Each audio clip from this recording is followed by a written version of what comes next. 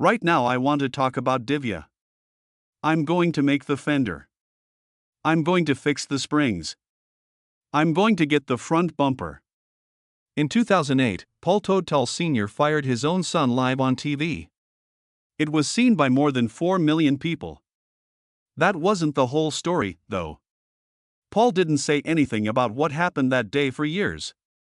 Then, when he was 76, he lost his house and filed for bankruptcy. After not talking to Paul Jr. for 10 years, he finally broke down. He told the truth about the one thing he had been keeping from them since the show began. It wasn't about the bikes. It had nothing to do with the money. There was something much more personal going on. His birthday is May 1, 1949, and he was born in Yonkers, New York. Life wasn't very nice to him from the start. People yelled, hit, and drank a lot in his house. His mother drank a lot and talked badly about his dad in public. Paul's dad hit him a lot and worked too hard. Paul would sometimes be working on his chores at the kitchen table when all of a sudden he would get hit so hard that his lip would bleed. If he ever asked why, his dad would tell him, "That one's for next time." That's the kind of house he grew up in. There was fear and yelling instead of peace and love. It wasn't just poor like many other Yonkers houses. It was risky. Paul had seen too much by the time he was 5. His mother was unstable because she drank a lot. She was mean to more than just his dad. She didn't like Paul either. There was no relief, warmth, or hugs. Just fighting and noise. And pain.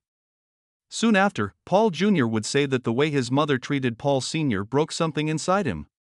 He learned that love meant yelling and that being close meant hurting in those early years. He had no idea what a safe house looked like. And as he aged, all the pain inside him began to seek a way out. Paul began to avoid home more and more when he was 10 years old. It took him hours to gather scrap metal outside. It seemed like each piece of what he was making was a part of a better world as he started to put them together. It was more than just fun. I had to stay alive.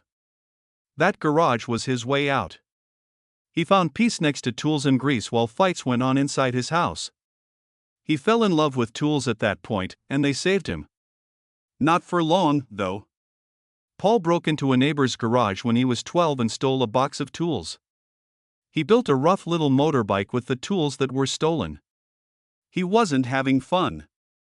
He did it to loosen up. He felt strong when he made that bike, which was the first thing he had ever done that way. There will be a habit for life because of that break-in. He would break the rules if they didn't help him. Going to school didn't help either.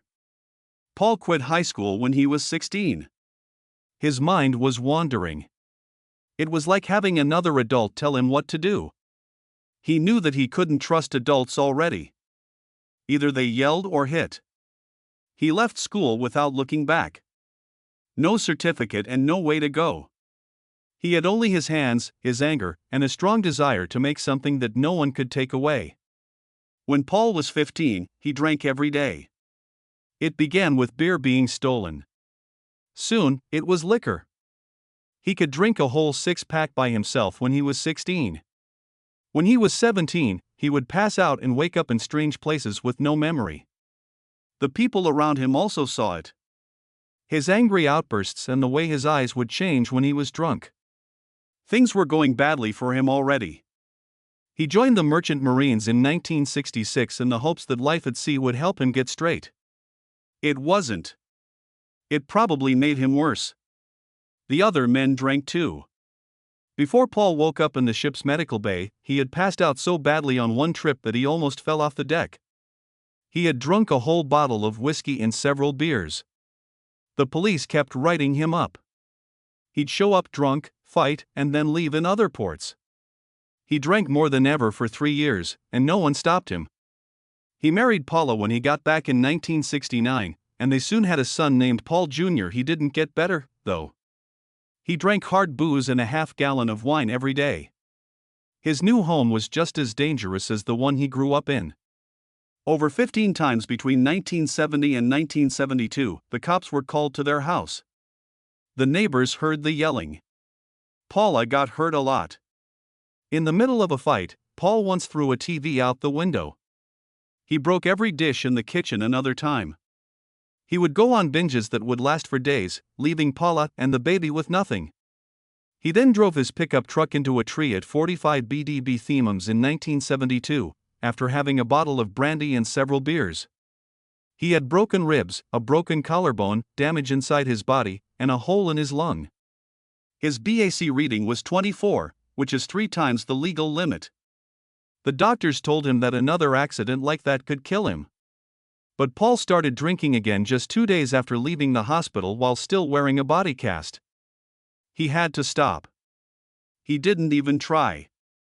He didn't get his license back, but it didn't bother him. He didn't change, though. Paul lost a lot of jobs between 1973 and 1975.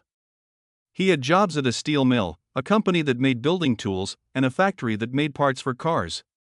He was fired from all of them because he was drunk at work, passed out, or fought with his bosses. He passed out in the break room during his shift one time. People no longer wanted to hire him. He did different kinds of work and sometimes even traded it for whiskey. He got food stamps, poverty, and any scraps he could find to eat. However, in 1973, when everything was going wrong, he began a small business with only a truck and a welding machine. Paul's Welding was his name for it. Though he was running the business, he drank a lot, half a gallon of wine every day. He had only $500 saved up.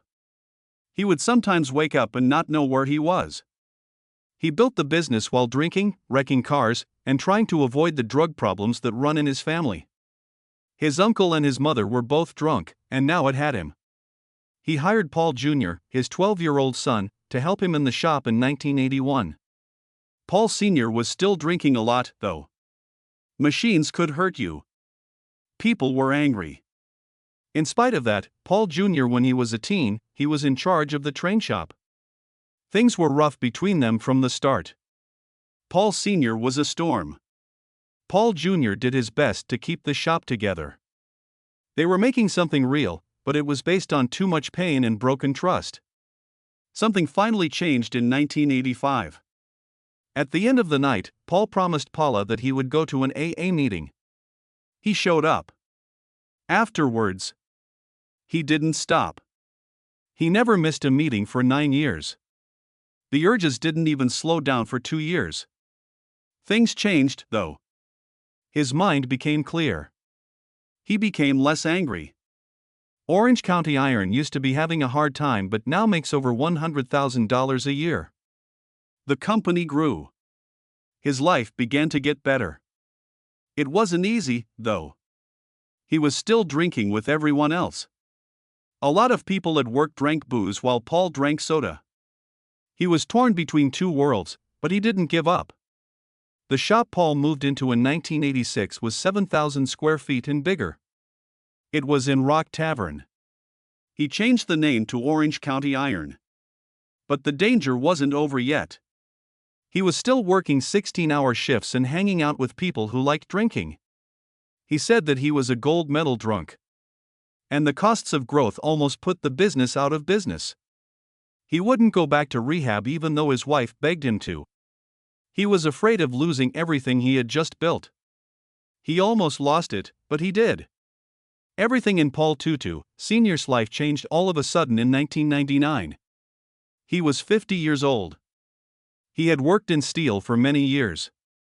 He used just a pickup truck to start Orange County Ironworks and a Hobart welder in the early 1970s. He turned it into a business with 70 workers over time. But even after all that success, he still didn't feel like he was done. From the early 1960s on, he had been making motorcycles in secret in the basement of his ironworks shop. Because of work and family, that love had to be put away for almost 40 years. He sold his iron business and took a huge risk when he was 50 years old. He started a new business with the $50,000 he had saved. The name of it was Orange County Choppers. It wasn't just a risk for business. Paul had also been sober since 1985, after drinking so much that he called it Olympic level. So OCC wasn't just about bikes when he started it. It was about getting his life back. In 1999, Paul made his first handmade bike under the OCC name. It was named True Blue. He took it to Daytona Biketoberfest in October of that year. It had a strange shape. The shape of the frame was different. The steel work was brave. Building it almost drained his bank account of all its money, $30,000. Paul had never been to the art school.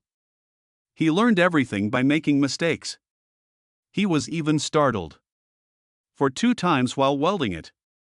But when the bike got to Daytona, some builders didn't like it. They said it wasn't a real helicopter. It still won. Plus, Paul got orders for 15 new bikes worth more than $400,000 in just 48 hours. OCC didn't fail that moment, but things weren't easy after that. Paul slipped up again in 2001. He stole $75,000 from the company. After a motorbike accident in 2000, he started gambling and became dependent on painkillers that he got from his doctor. He made fake checks. He sold tools and gear. No one knew about the lost money until the accountant found it.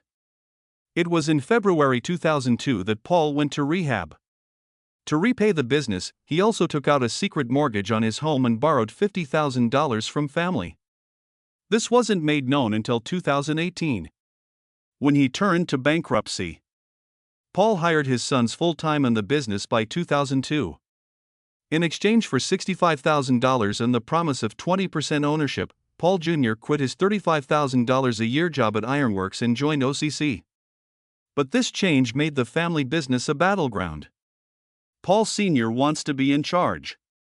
He put cameras all around the shop to keep an eye on his kids. He didn't take many bathroom breaks. He set the timer for 15 minutes to eat lunch. Mikey also joined, but he missed 47 days of work in 2003 because he was addicted to alcohol. The fights between the father and boys turned into part of the show, which became very popular.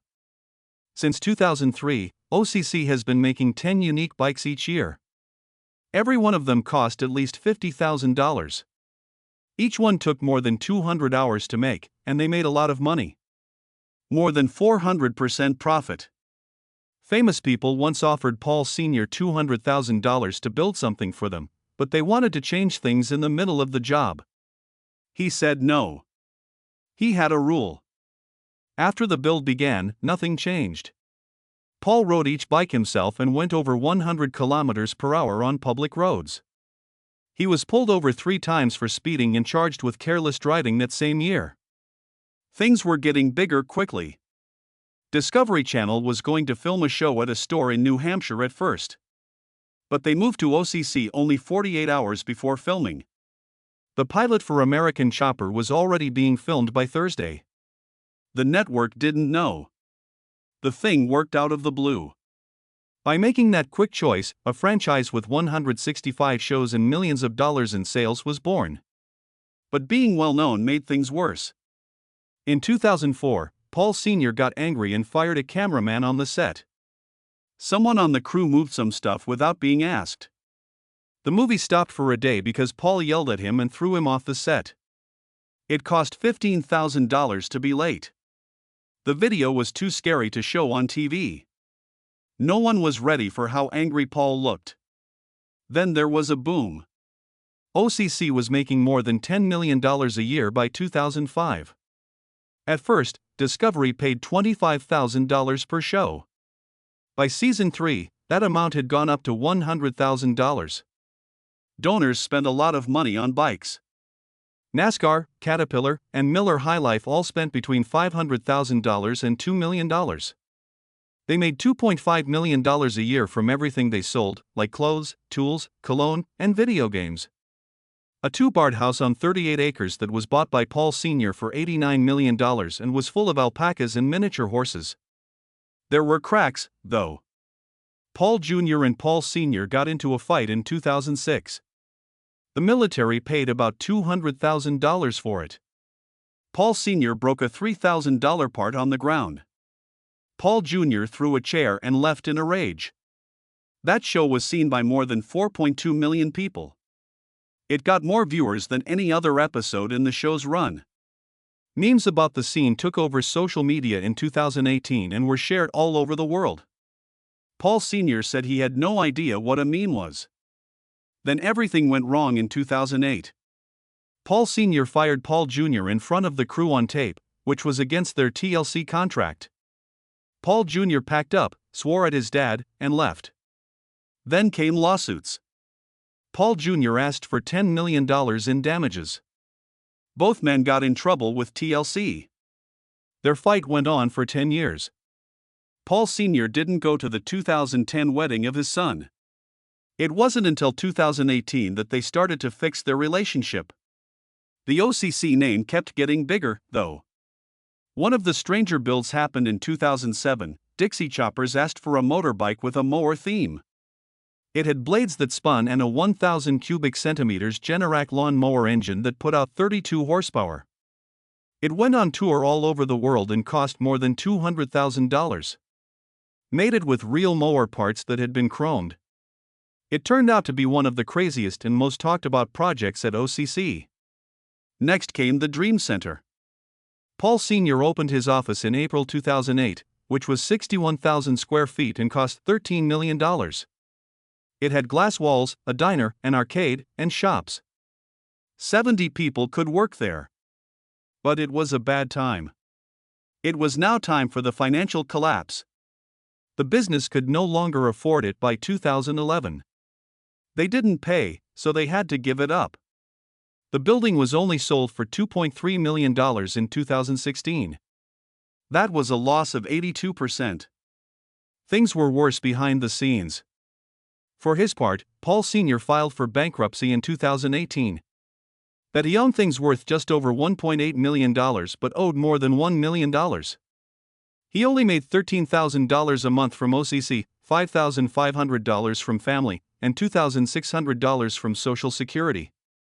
He wrote down 3 dogs, a few old guns, some cheap furniture, and a computer that cost $25. Every month, he paid $1,034.45 to pay back loans from his own retirement fund. 2010 was a worse year for being ashamed. Based on a 1939 Bro Superior, Paul made Jay Leno a one-of-a-kind bike. When asked about it years later, Jay said it was the biggest piece of junk he had ever owned. It broke down on the highway, and the brakes were awful, he said. Paul answered back that Leno was just angry. But the harm was already done. That bike stood for the difference between what looked good on TV and what worked on the road. What shocked everyone the most was when Paul Jr. was fired in September 2008. It took place because Paul Jr. was again late. Paul Sr. lost it and yelled at him in front of everyone. Back, Paul Jr. yelled that the place would burn down without him and then threw a chair. The leaders of Discovery were shocked. They didn't think a real family breakup would happen on TV, but it did, and it changed everything. Paul Sr. sued his son in 2009 to get back his 20% of OCC. It cost over $500,000 to win the case. His own analyst told him the shares were worth nothing. In 2010, the judge agreed with Paul Sr., but in the fall of that year, a higher court overturned it. They said Paul Sr.'s deal wasn't clear enough. The fight in the courts had drained them and didn't bring peace. Then Mikey told the truth. He said in 2010 that Paul Sr. missed his prom after rehab to finish building a bike. Mikey felt like nobody saw him and that bikes were more important than he was. It hurt a lot because Paul Sr. had fought the same fears. That moment made the wound between the 3 men even bigger. By 2011, Paul Sr.'s anger was too much for everyone on the team to handle. He threw tools and broke recording gear worth thousands of dollars. The head of Discovery Channel went to the shop. She made treatment a must. They got help from anger control coaches. The work had to stop. People on the crew said they were scared to work with him. It cost Discovery about $2 million because of the delays. The first show was ending in 2010. From 3.2 million to 800,000 people watched. Later that year, Senior vs. Junior came out. And saw a short bump. But everyone could see that it wasn't fun anymore. There was a real family breakup. Discovery stopped doing everything in 2012. Only 400,000 people watched the last show, which aired on December 17. There was no more Golden Goose. In February 2018, Paul Sr.'s finances fell apart totally. He put everything on the table when he filed for Chapter 13 bankruptcy. He owed about $1.71 million to about 50 different people. He was making $16,531 a month, but he needed an extra $2,529 to pay off his debts. In other words, he was short $3,598 every single month. There were a lot of different bills. He owed almost $70,000 on his credit cards, $32,000 to Hudson Valley Merchandising, $51,841 to JTM Motorsports, and $22,365 in rental car fees. Besides that, he owed $1.8 million in fees and interest on his Montgomery home, plus another $151,000 in local taxes. Even the bankruptcy judge didn't believe what he was telling him. In 2019, Paul Sr. was trying to show that he could pay $2,148 a month for 5 years straight while also being sued 8 times. Behind all of that was a truth Paul had only told in his autobiography, which came out in 2009. He had been drinking too much for 20 years. He said that he was at his worst on January 7, 1985. During his 35 years, he coughed up blood, passed out, and crashed more than a dozen cars. He said, "I chose to die." But he promised his wife Paula that same day that he would try to stop drinking. On his first day at an AA meeting, he stuck with it for 9 years and never missed a meeting. His life changed after that choice, but it didn't stop him from making bad money choices. One of these moves was the announcement in May 2010 of a store project. It had the name Orange County Choppers Roadhouse on it. It said there would be food, drinks, a microbrewery, video games, shops, and more all in one place. But by 2018, it was a lot darker. The police said it looked like a Ponzi scam. Between $12 and $15 million had been put in by more than a dozen businessmen. What they said was that Paul Sr. was selling shares in fake businesses. Under different company names, he told different backers about the same dream. It all began while he was still having a hard time getting over his addiction. Court papers said that these financial disasters were caused by choices that were made when people were stressed out and emotionally unstable. Then 2020 came along. Their New York business had to close because of the pandemic. Paul Sr. did something brave. Orange County Choppers moved to Florida because of him. It looked like a fresh start, but it made things worse. During the move, he fired about 20 longtime workers because he thought they were not loyal. They didn't want to move their families. When they moved, the old store was 61,000 square feet, so the new one was only 11,000 square feet. A lot of things from the old building were sold. People who used to work for Paul said he was acting more erratically than ever. The place of work became dangerous. Some people quit before they were fired. As planned, the return changed into a quiet goodbye to the team that helped build the OCC brand. The Montgomery estate, the last piece of Paul Sr.'s business, was gone by May 2019. It was for sale for $1.5 million, down from $2.5 million. That was a 40% loss. A koi pond, a pool with waterfalls, and even a fishing pond were all inside the fancy house. It also had 2.5 bathrooms and 3 bedrooms. It was on 38 acres of land. The garage was on 2 stories and had guest rooms, hot tubs, Viking grills, and a volleyball court. But it didn't matter anymore. The insolvency court made the sale happen. The estate that used to be a sign of his wealth is now a sign of his fall. And during all of this, grew farther away from his kids. Along with a single Instagram post in January 2025, Paul marked 40 years of being sober. Today, 40 years ago, I said I would never stop drinking. Don't ever say never. It was real. He really thought that death was the only way out in 1985. He was saved by that one promise he made to his wife. It had helped his relationships, but not enough. He told the hardest truth in an interview in 2025. In 2014, he missed Paul Jr.'s wedding. They were no longer close because of his drinking and control problems, he said. Paul Jr. said they hadn't talked in 10 years. That missed wedding became a sign of a broken bond between a father and son. It was true that Paul Sr. had put his problems ahead of his family. In that talk, he took off the tough guy act and showed that he felt bad about what he did. Behind the scenes was where the most shocking part happened. Later, people who knew about the situation said that Discovery Channel had hidden video of relapses from the early 2000s. Paul Sr. allegedly fell off the wagon more than once while filming American Chopper between 2003 and 2005. But none of it was shown on the network. They knew that showing those parts of the show could end it.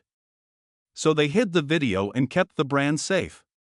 While Paul was having a hard time in quiet. In spite of the fame, they are barely keeping things together. I fired Paul Jr. years ago, and it was the worst mistake of my life, Paul Sr. told Paul Jr. at a reunion bike build in 2024. The project was meant to help people heal, but things didn't go as planned. Paul Sr. made the creative decisions and mostly ignored what Paul Jr. had to say. The old habits came back quickly. Paul Jr. had thought that they could get back together. But the stress didn't go away. They were done with the bike. But not the getting better. Some things are easier to fix than people. Paul was 76 years old and going to therapy by 2025. He began talking about his childhood for the first time. He put up pictures of himself with his mom and sisters. One comment made me think of old wounds in the family. She didn't like my dad. He began to see how his childhood had affected how he behaved. His short temper, his need to be in charge, and his fear of being criticized. Mental health professionals said it was big for someone his age to talk about treatment in public. Others, though, wondered if change was even possible at this point in time, since Paul was still posting online as if he needed permission for every little thing. In terms of money, things never got better. He was making $100,000 per episode of American Chopper at his peak. There were 165 shows of that. But by 2025, he was only worth $500,000 left. In 2012, he filed for Chapter 13 bankruptcy with $1.8 million in assets and $1.7 million in bills, but he kept going. He now works at the OCC Roadhouse and Museum, where he builds handmade bikes for smaller jobs. He stays active with charities that help veterans. He held an OCC Invitational in 2025 and made $10,000 for veterans. The business side of things is now run by Joan Kay, who still lives with him. Together, they take care of rescued animals. Even so, Paul Sr. had an effect on motorbike culture that can't be ignored. Because of him, handmade bikes all over America looked different. Long frames in bikes with his theme became the norm. In over 160 countries, American Chopper was shown on TV. Businesses bought his bikes. People copied his style. Reality TV shows were based on the father-son drama that was shown on TV. Paul Jr. now says that their fame cost them too much. But even he agrees that his dad changed things.